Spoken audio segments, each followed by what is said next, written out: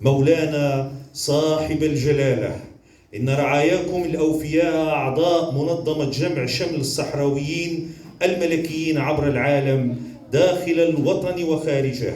يغتنمون هذه الفرصة ليعبروا لجلالتكم عن صادق الامتنان لروح مبادراتكم النيرة والاهتمام المتزايد لجلالتكم في بناء صرح الأمة المغربية عبر الأوراش الكبرى التي تسهرون عليها، والتي من خلالها يعيش المغرب على عهدكم الزاهر تحولا لافتا وتقدما كبيرا. مولانا صاحب الجلالة،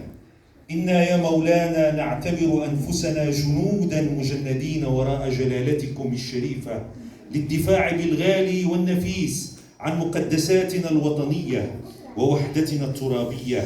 مؤكدين وفاءنا وإخلاصنا لشخصكم الكريم سيرا على نهج آبائنا وأجدادنا. أبقاكم الله يا مولانا ذخرا وملاذا لشعبكم الوفي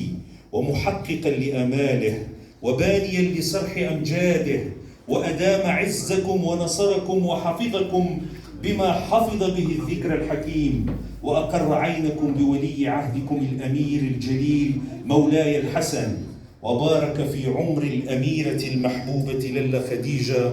وشد أزركم بشقيقكم السعيد سمو الأمير مولاي رشيد وسائر أفراد